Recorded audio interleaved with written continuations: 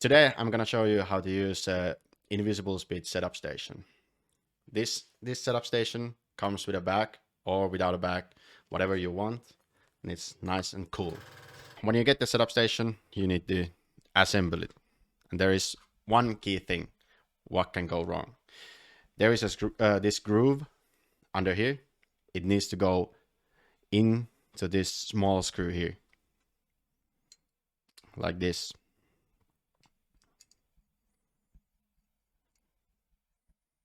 Boom, it's done. And sometimes we have a problem here that the screw is too tight, so you have to loosen it a bit to get this swing all free. The screw is here in the bottom. It's 1.5 mil, and you can just loosen it from here a bit, and then it should be fine.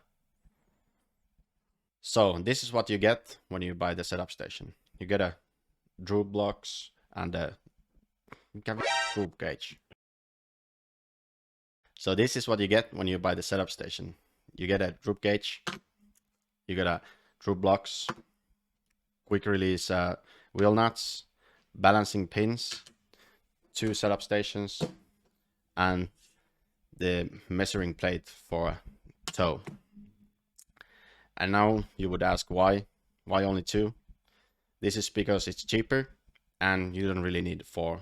So you can measure your cambers and everything from the other end and keep the wheels on the other, so it will be fine. Setup station is a great tool, but you have to use it right to get your car dialed. First things first, we start with the ride height.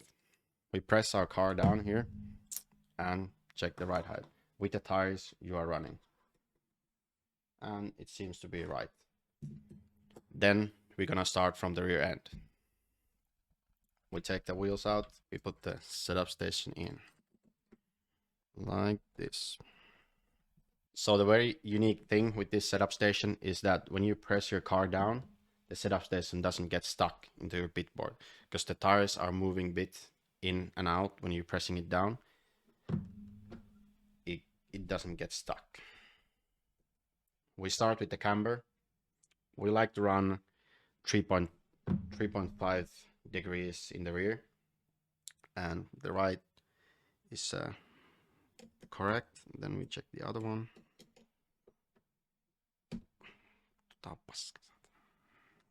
And also one key thing to keep in your mind is that setup station shows like 1.5 to 2 degrees more than measuring from the wheels, cause it's free and it doesn't get stuck like the wheel would get stuck when you're checking the camber.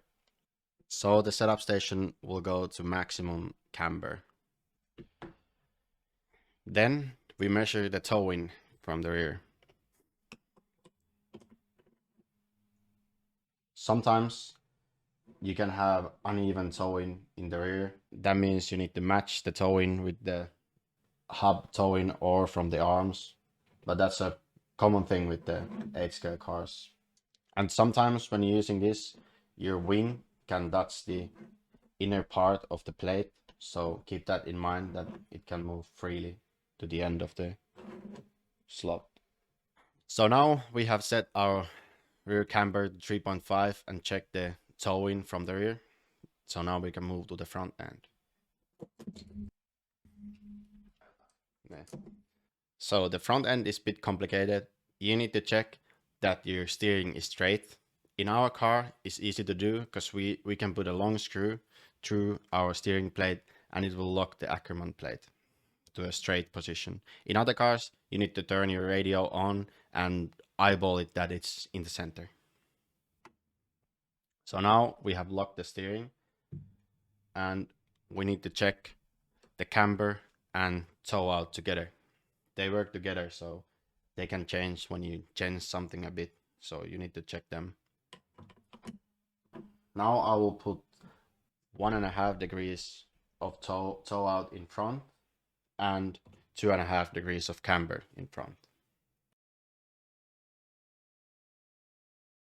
So now we have set our camber to 2.5 and our tow out to 1.5. And now we will check the bump steer.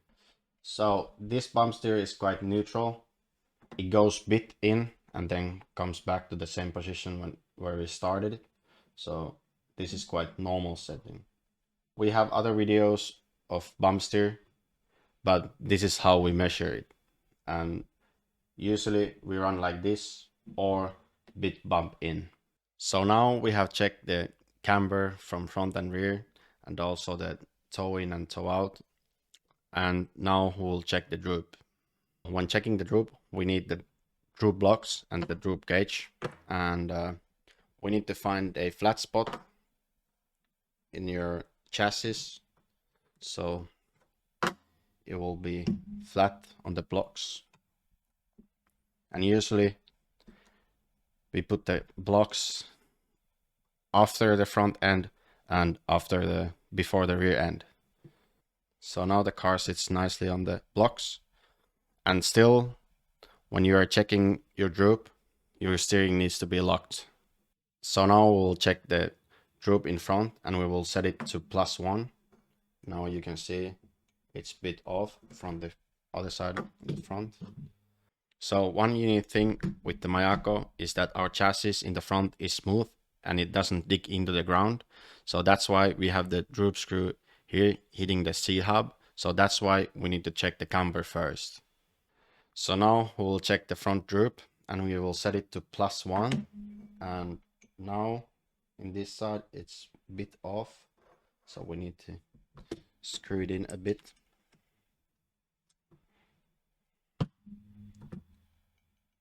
Still more. It seems to be right. You can check it by pressing a bit from top of the hex. And you can also check like it doesn't go on top of the 2 and it has a lot of space when you go on top of 0. So and now left and right are the same. So we can move to the rear end. If you are using the internal springs in the rear, I would suggest you to take out the shock from the bottom. So then the arm sits on the droop screw and the spring in the shock doesn't affect your droop. So now we have taken the shock end off. So we want -2 and now it's a bit too much. So we just tighten the screw a bit.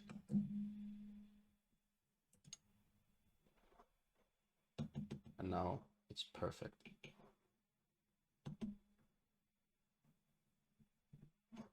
Another unique feature in this setup station is that you can check your EPA and also Ackerman with the measuring plate. And that allows you to have equal EPA on the left and right, and also you can compare your Ackerman. And that is possible because the camber blade is so wide that you can turn the wheel.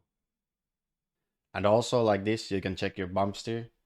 You turn your steering wheel to 10 degrees in the setup station and just compress the shocks and you can check.